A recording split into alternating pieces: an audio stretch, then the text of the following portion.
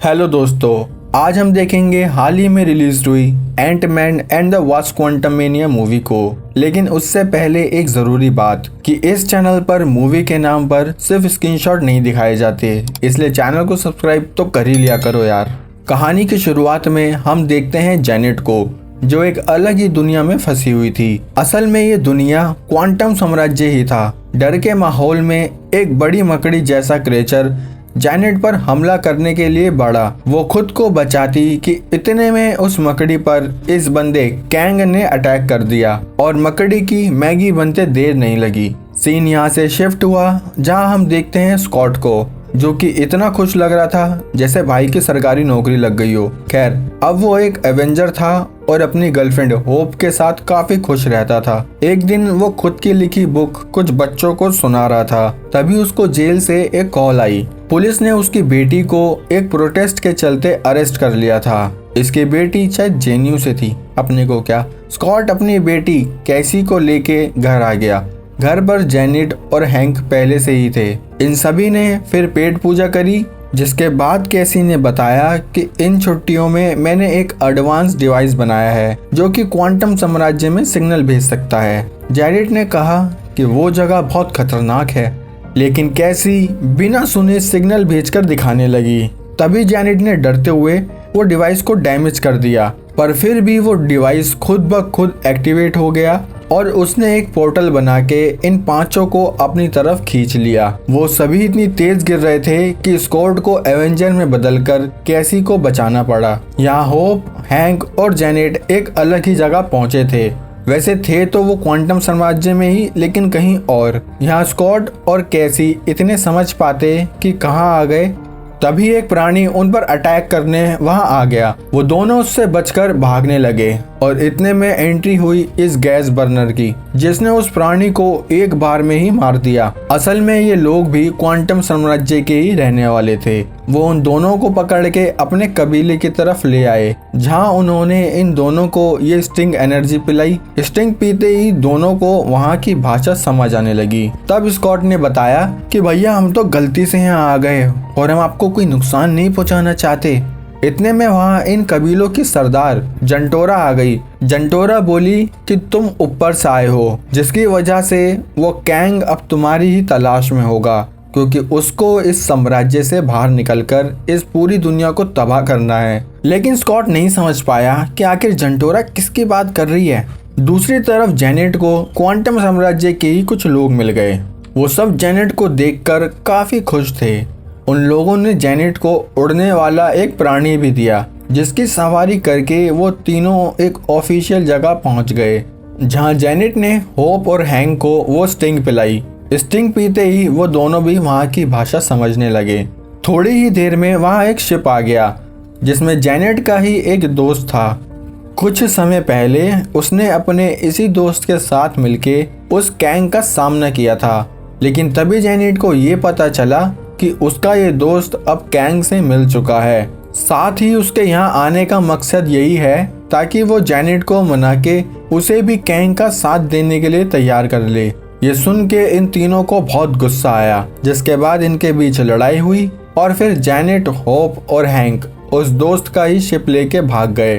यहाँ जंटोरा स्कॉट को अपनी दर्द भरी दास्तां सुना रही थी कि कैसे कैंग ने हमारी जगह पर कब्जा करके हमें मरने पर मजबूर कर दिया है। स्कॉट ने भी बताया कि मैं यहाँ जेनेट को ढूंढ रहा हूँ। जंटोरा पहले से जेनेट को जानती थी। वो कुछ बोलती कि इतने में उन पर वहाँ किसी ने हमला कर दिया। ये हमला उन पर कैंग के लोगों ने ही किया था। हमले के बाद इन सब की लड़ाई होने लगी। स्कॉट और कैसी भी इस लड़ाई में घुस गए थे। वो सभी लड़ रहे थे कि तभी वहाँ ये रोबोट मशीन आ गई, जो वहाँ दबादब हमले किए जा रही थी। इतनी तबाही देखकर वो सब वहां से भागने लगे, लेकिन वो रोबोट मशीन तभी उनके सामने आ गई और बोली, क्या हाल है स्कॉट, तुम्हें देखकर अच्छा लगा। स्कॉट बोला, तुम कौन हो मेरे बाबू। जब उस मशीन ने अपना फेस दिखाया, तब सीन फ्लैशबैक में गया कि काफी समय पहले स्कॉट ने उस आदमी को उसके ही सूट में मार दिया था, लेकिन वो फिर से जिंदा कैसे हुआ। वैसे इस मशीन का नाम है मोडॉक। मोडॉक उन्हें उठा के अपने साथ ले गया, जहाँ उसने बताया, उस दिन मैं मरा थोड़ी था, मैं तो क्वांटम साम्राज्य में आ गया था, जहाँ मेरे आका कैंग द कॉन्कर ने मुझे दूसरा जन्म दिया और मुझे इस मशीन में ट्रांसफॉर्म कर दिया। अब जिंदगी भर मैं उन्हीं का गुलाम रहूंगा।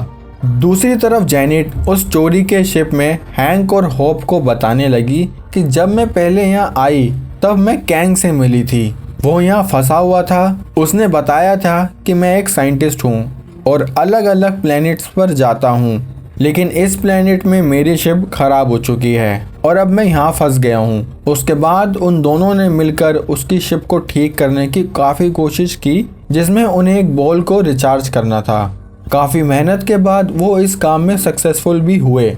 वो शिप कैंग के दिमाग से जुड़ी हुई थी, इसलिए जैसे ही वो शिप एक्टिवेट हुई और जेनेट ने उस शिप को टच किया तो उसे पता चला कि कैंग पहले से ना जाने कितने यूनिवर्स ख़त्म कर चुका है और उसका मकसद पूरी दुनिया को ही ख़त्म करने का है। कैंग ने जेनेट को उसका साथ देने को भी कहा कि हम फिर से एक नई दुनिया बनाएंगे, लेकिन जेनेट ने मना कर दिया और उस बॉल को निकालकर एक बड़े से पार्टिकल में बदल दिया ताकि कैंग क्वांटम साम्राज्य से कभी बाहर ही ना निकल पाए।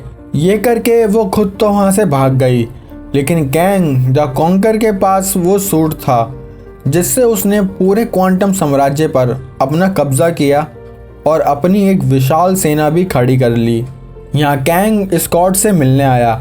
उसने स्कॉट से कहा कि जेनेट की वजह से मैं आज तक यहाँ फंसा हुआ हूँ और तुम्हें मेरी मदद करनी होगी। मुझे पता है तुम अपनी शक्ति से मेरे काम को आसानी से कर सकते हो। स्कॉट ने मना कर दिया कि मैं तुम्हारी क्यों मदद करूं। तभी कैंग ने केसी पर हल्का सा हमला किया और बोला, मैं तुम्हारी बेटी को चींटी की तरह मसल सकता हूं। अगर तुम उसको बचाना चाहते हो तो मेरे काम के लिए तैयार हो जाओ। स्कॉट को अपनी बेटी को बचाना था, इसलिए वो इस काम के लिए तैयार हो गया। मॉडॉक स्कॉट को उस पार्टिकल वाली जगह ले आया और कहने लगा कि तुम्हें इसमें से छोटी सी एक बॉल ढूंढकर लानी है। स्कॉट वहां से कूदकर उस पार्टिकल में घुसने लगा कि जब भी उसकी एक कॉपी बन गई और धीरे धीरे वहां बहुत सारे स्कॉट बन गए। ये सब उसके दिमाग का ही खेल था। जितना वो इस बारे में सोचता उतने ही ज्यादा स्कॉट बनते जाते। इतने सारे स्कॉट के होते ही उस बॉल को लेने के लिए भगदड़ मच गई। ये सभी एक दूसरे के ऊपर चढ़कर उस बॉल तक पहुंचना चाह रहे थे कि जब भी स्कॉट उनके ऊपर चढ़कर उस बॉल को हासिल करने ही वाला था कि एकदम से वो सारे स्कॉट्स गिरने लगे। लेकिन तभी वहाँ होप आ गई, जिसने स्कॉट को बचा लिया। स्कॉट ने मौके का फायदा उठाकर उस पार्टिकल में से वो छोटी बॉल ढूंढ ली। बाहर आकर जेनेट ने स्कॉट से कहा कि ये बॉल गलती से भी कैंग को मत दे देना, लेकिन तब तक कैंग वहां आ चुका था। उसने वो बॉल चुटकी में छीन भी ली। कैंग को रोकने के लिए होप और स्कॉट गए भी, लेकिन अब कोई फायदा नहीं था। यहाँ हैंक की शिप पर मॉडॉक ने हमला करके डैमेज कर दी। जेनेट उसको बचाने जाने लगी, लेकिन कैंग उसको अपने ही साथ ले गया।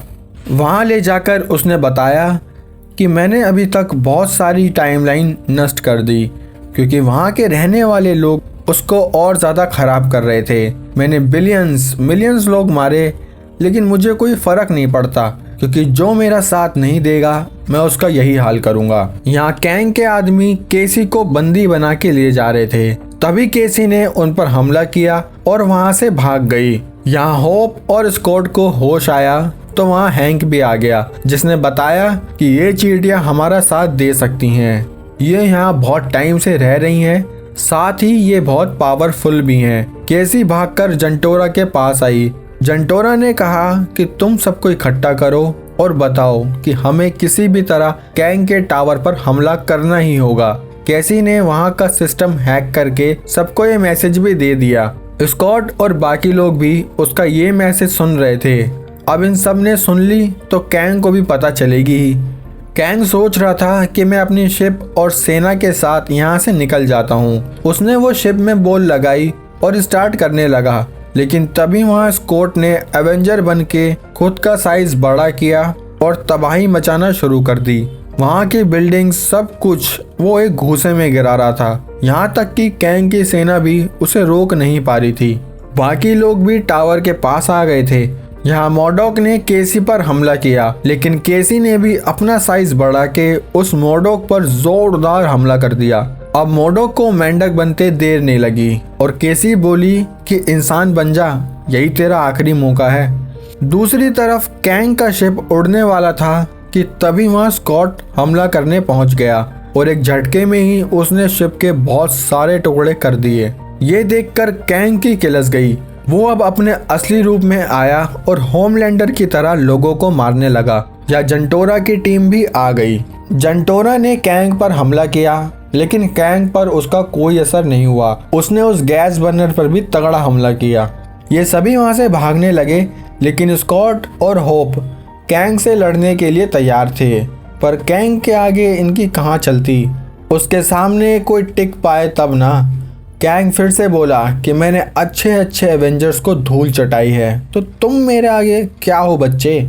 उसने ये कहा ही था कि एकदम से इतनी सारी चींटियां आने लगी जिनको हैंक अपने साथ लाया था। उन चींटियों ने कैंग की टीम पर जोरदार हमला बोल दिया।